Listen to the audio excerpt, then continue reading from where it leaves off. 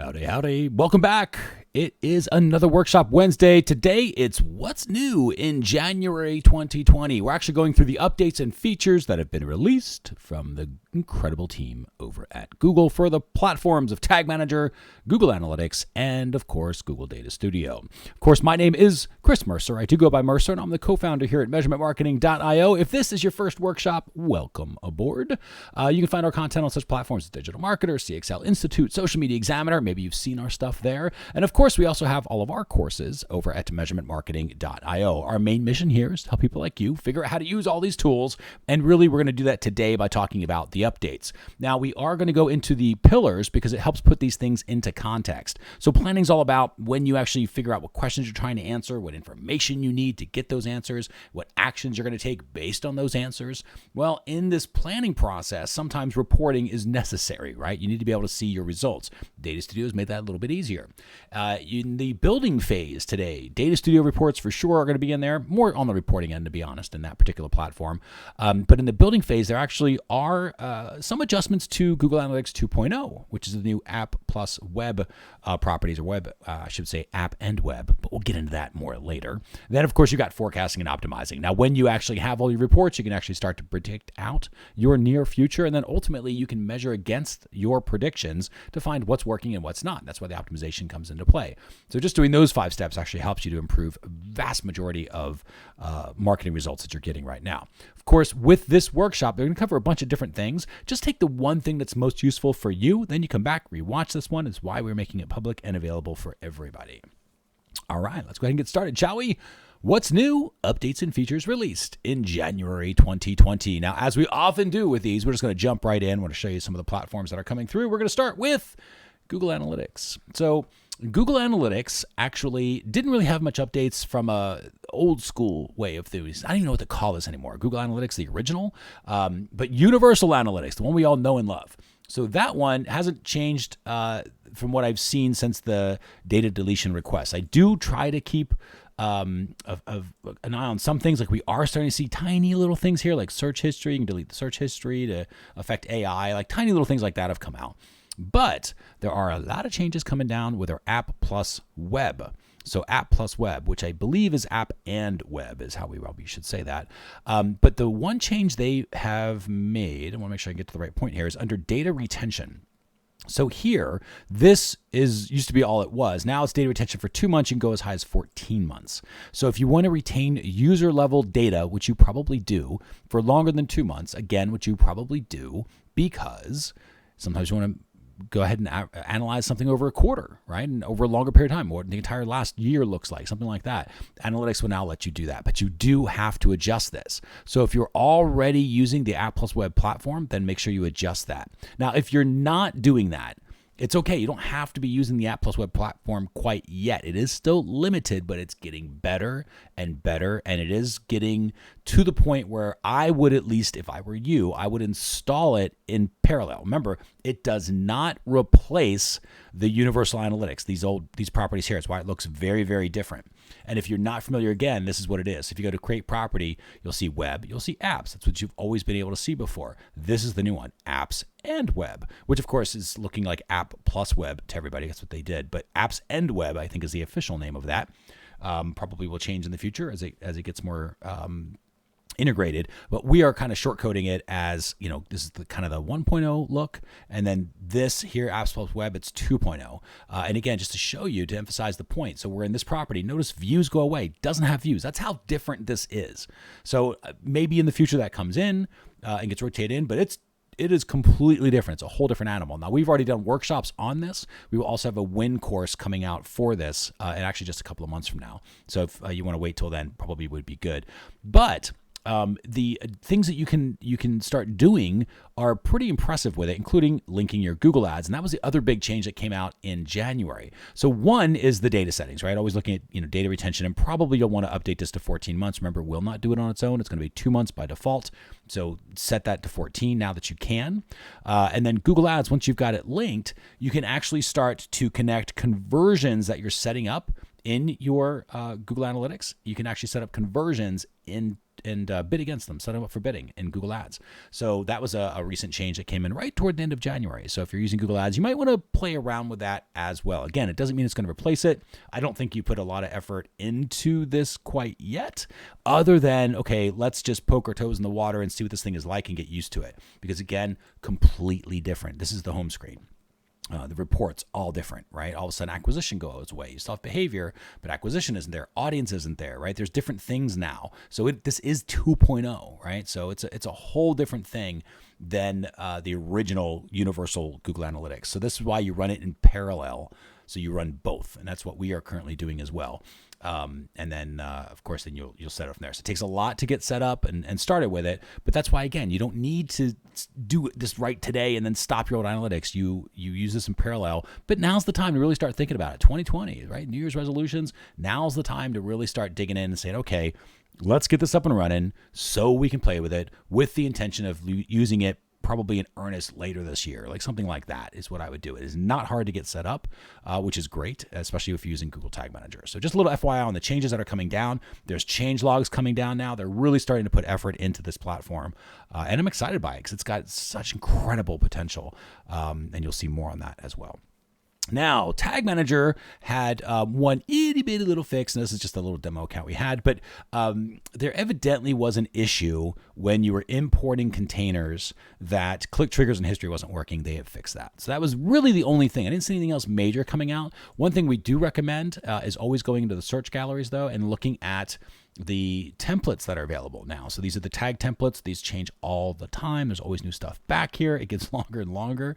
But there's so many smart people that are back here putting in templates. Now there's Snapchat, right? You got Snapchat back there. So if you're doing Snapchat stuff, so always cool things. The other thing to look at that I think people miss, and again, this isn't really a new thing. I just want to make sure that you have a once a month reminder, at least, to check what's new back here, is variables that are back here. So we had an issue where a question came to us from one of our members. It was like, hey, how do I want to use the click URL, but I want to remove the parameters, have a clean click URL. Well, there's I believe it was this one. That did that. The URL PII redactor is amazing, and you should absolutely be redacting PII if you're not doing that yet. So, there's some really, really cool things on here that you can use that would otherwise have been custom variables that you would have had to set up, custom JavaScript variables. So now you've got custom templates that already have this built in, make it a lot easier to use, and some really cool things that you can do. So just make sure that you have put this on your, okay, we're using Tag Manager, time to level up our skills, let's start doing that. Sort of reminder. So with that takes care of Tag Manager and Google Analytics, which brings us to, of course, the winner month after month after month, the reigning champion, Google Data Studio. That team is amazing, continues to be amazing. So let's cover some of the highlights. In terms of if you're using MySQL or any sort of database, there's a lot of different databases now. You can do refresh on those a little bit faster. So you can refresh your data every hour, 4 hours, or 12 hours. That was one thing if you happen to be doing that. The big deal here, and I want to make sure I can find it, schedule email delivery. This is the thing that applies to everybody.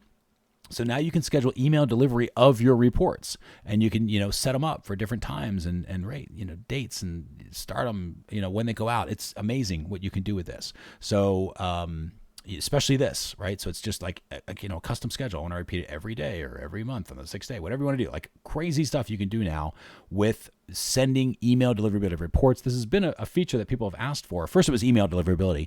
Then it was, okay, let's automate this process. Now that you can automate the process. So that's huge, especially if you've got clients that need to see the reports or stakeholders that need to get emails of the reports and they don't want to come into Data Studio. Sometimes it's a little problematic too if they come in and you're trying to change dates and it's refreshing and it's taking a few minutes. It makes you kind of nervous. So scheduling those reports and sending them out, so much the better, right? So they have that. Next up, and this is huge, community visualizations. So this is allowing this little add to chart. This is their built-ins, right? If you were in Tag Manager, this would be built-in tags. Here would be the custom templates. It's kind of the same thing, right? They're saying, okay, here are our built-in charts that we do, and here's all the community visualizations, which are the community charts. So now, again, they've open sourced this. This has been out for a little while, but it's really starting to level up. So, and I'm going to go back because I want you to see exactly what I did. So you click here first, right next to the add to chart. These are the default ones that are in here. I'll just show you this, like the gauge. So I think this is kind of super cool. So I'm going to subtract this out a little bit. There's our gauge with page views. So I can change the metric and labels, of course, go into style. I can change, the maximum gauge. Let's see, page views was there. So let's say it's 5,000. So that changes the dial. I can come through here and say this is anywhere from 0 to, let's say, 2,000. Now my green is up there. I can come down here again in style, and then say this is 2001 to, let's say, 3,000. And then let's redline it here. So then 3001, oops, a little big, 3001 to a 5,000. So now you've got, green, yellow, red. Like, so you can do some really cool things with these pretty quickly with these dials. Now, again, that's a built-in. But then down here, we go to explore more, and you see all these other ones that are coming out. Again, this is one of those ones you check over and over again. There's funnel charts now. You've got another gauge. Actually, no, I take that back. That's actually the Data Studio. It's the same one from the Data Studio team. Thank you for that, by the way. It's awesome. You've got core diagrams, sound keys if you want to use those. Metric funnel by Power My Analytics. So they kick there out. Candlesticks, right? We actually started using this for some of our things. Waterfall reports, really cool things that are available to you now that you can use. Reviews, right? So now you've got customer reviews maybe coming through here in reports, different date pickers, like amazing things that the community, the companies that are out there, like Supermetrics, like Power My Analytics, are pushing through. And again, these metric funnels, these are dynamic, which is really nice. So if you're building out a funnel, you can import this and then use it. So take a moment to come through and see what's back here, maybe play around with some of the things, because it can dramatically improve the usefulness of your charts in terms of what's available, making them a little bit more interactive. Also from Data Studio. So as we came through, that was just that's how they sort of like mid-January, they were doing this sort of stuff, right? Adding all of this. It was fantastic. But as they continued, they added additional data for some of the data connectors, specifically for those of you using 360. So like Search 360, very, very high level accounts. Probably not many of you watching this, but it's there. But then they started saying, okay, well, let's do an image. So if I wanted to pull an image, and I don't know that I actually have, you know what? Let me do this. I'm going to pull up an image because I haven't tested this and I want to do it live. Because why not? So I'm going to pull up an image, and we're going to pull up one of our little handy dandy bots.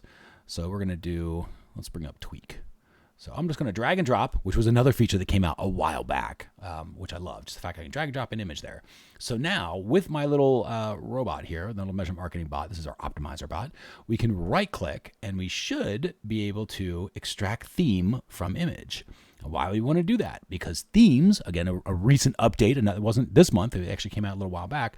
There's my themes. So it takes the color of the image, and from a design standpoint, I can go, oh, I want this one, I want this one, I want that one. But you can see all the colors that it's breaking down and playing around with, and I can just adjust the theme of the report based on the image. So that's fantastic, just from a design standpoint. I know I'm willing to say this, I need as much help as possible, because I am not a designer. And I tell you, a pro tip is we do our dashboards and then we send them to a designer who then pretties them up, and then we'll build them to designer specs sometimes, because we're just so not good at it.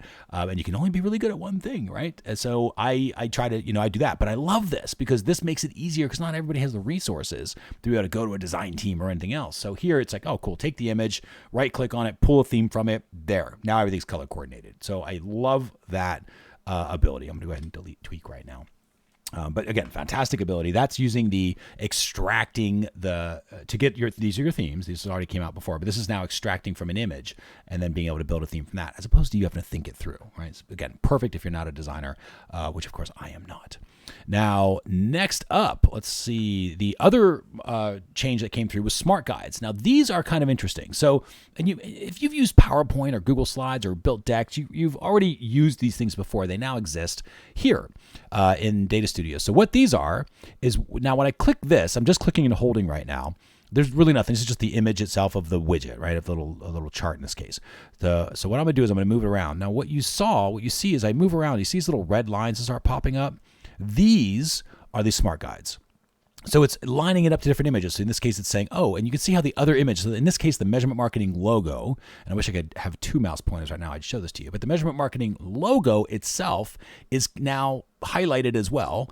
And this is saying, well, the edge of this one chart, in this case, the scorecard of page views, is in the middle of measurementmarketing.io. Then if I hover over, that smart guide is telling me, well, now it's the left side of the scorecard is to the left side of the table, because you see the table kind of went gray. See how these are changing and they kind of go gray, not gray? So that's what it's doing. It's helping you to figure out alignment, and again makes the design part easier, so you have to think about that stuff less, which I love. So that's kind of the smart guides. Now the other things that it will do is, you see, and I'm going to ask you to look right around here. So right around here, as I move these around, you'll see a little blue that thing that pops up. Well, it's also showing to the right of the revenue, in between revenue and users. That's showing spacing between those. So it says, oh, these are equal spaces. So again, you can see that. These are all the things you're probably used to in a platform like PowerPoint or Google Slides or Keynote. But here they're available now in Data Studio. So these are smart guides that you have access to. So some really cool things that you can do again with that particular platform. So moving things around and getting used to how things are related and fit together. That's what these smart guides are. So when you see these start to pop up, that's what it is. Now, if they start to annoy you, you can get rid of them. So you go to View, Snap To, and you say Grid, and then the grid will now take over. So you see the guides kind of go away, and I'm snapping to the actual grid, the actual background of the grid, which incidentally, if you don't want, you can always just turn that off if that was not helpful for you. Typically, I keep them on because it lets me know I'm in edit mode. That's what I like about it. But you can snap to the grid, but the default now will be snap to smart guides. So they're turned on by default, and that's what sort of turns on that whole little feature and helps you sort of get an idea of, how does this piece fit to all the other pieces around it, and if you want to get some sort of symmetry, which you need for your reports, because again, especially if you're a super numbers person, you're like, who cares, Mercer? Like, I just need to get the numbers. Yes, but your stakeholders need to be able to access those numbers, and just having them in a table doesn't do that job. You need to make it interactive. You need to make it engaging. You need to make it something they will actually find a story from, and making it presentable is one of those ways to do that. And again, that's kind of what this will allow you to do. You can also resize, and you see resizing it is pretty cool because it'll show you the different, I'm going to do it from the corner and you see both. So you can see width and sizes coming through. I think that's fantastic, being able to do that. Because like, is this 7 by 140? Great. Now let's do this one as 70 by 140. So should be able to get to that. It's making a liar out of me. I don't know why it's not doing the 140. There it is. There was something there. So there's 100. Maybe that 140 is not taken up, but that's all right. But you get the idea, right? So that's, pretty cool things. I'm actually going to hover over these and just do like this. So now it's got, there we go. Now they're both the same size.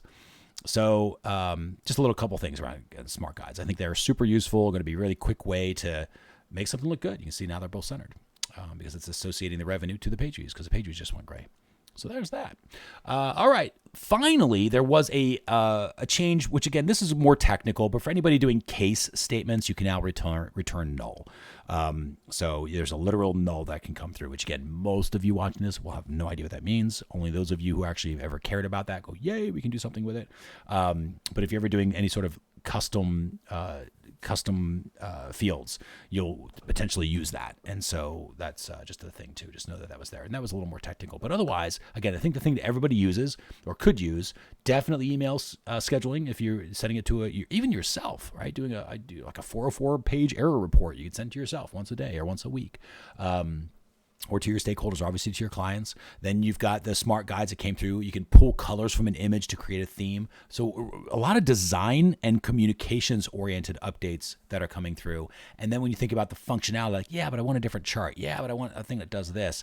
That's where the community visualizations. This is huge because I fully expect this to get bigger and bigger and bigger as more of the community updates themselves and puts things in here. So, which they will, right? It's fantastic. I love that they've offered this, and it helps the platform evolve because now it's in the marketplace, which is why I am such a believer in products like this that open it up to a huge market and say, listen, we're not going to be the perfect ones at creating charts all the time. So go out there and do stuff, and then, whatever's out there, the community can use, share it, help it evolve and grow. And I love it for that. So, thank you again, Team Data Studio. But across the board, that was pretty much it when it comes to the updates. So what was your one thing? I think for me, the biggest thing with this was with the smart guides. I like the smart guides of being able to use and manage those Data Studio things, playing around with those. Those were really a cool feature for me that I can sort of take and say, yes, I can see how this is immediately useful for me. The second biggest thing would actually be the scheduled email deliverability. And third would be just seeing the changes coming through with app and web. That's coming through in those new properties, because there's such a cool thing they're doing with that 2.0 of Google Analytics And I'm really curious to see that change. So again, we'll be doing a course on that in a couple of months. I'm letting it cook a little bit longer to do that, because I guarantee you that's a course we're going to have to recut in about 6 months once I'm sure a bunch of other changes come out. But it's been out there for a little bit now and starting to get some legs. I look forward to it. Now, speaking of, if you want to get any of these courses, we've talked about, we have a Data Studio course. We've got Data Studio Beyond Basics, Google Tag Manager Beyond Basics, lots of Google Analytics, Kit Starter Packs, all sorts of stuff back there. If you are interested in getting your measurement wins on, just go to measure.tips/courses. You'll see everything we have back there.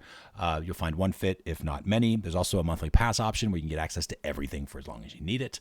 Then there's also the Measurement Marketing Academy. So if you are a larger organization, you want to have your team trained, they have 4 different logins. They all include all of the win courses, both current ones that are back there already, as well as the future ones that we produce. We do about a new one every month. You get all of these workshops. You get a workshop library. It's got another 200 workshops back there. You can kind of search and ask it questions, and it'll spit out videos with answers. Fantastic thing back there. Plus, there is also coaching, live coaching with instructors. So you can actually jump on calls. We call them Academy Office Hours. Again, measure.tips/start to get back there. And every Wednesday at 3:30 p.m. Eastern for Academy members is, in fact, that Academy Office Hours member Q&A. So we look forward to chatting with you then. And, of course, if you are an Academy member already, thank you, and look forward to seeing you on the next Office Hours member Q&A. Now, next week's topic, as we rotate topics each week on Workshop Wednesday, next week it brings us to getting started.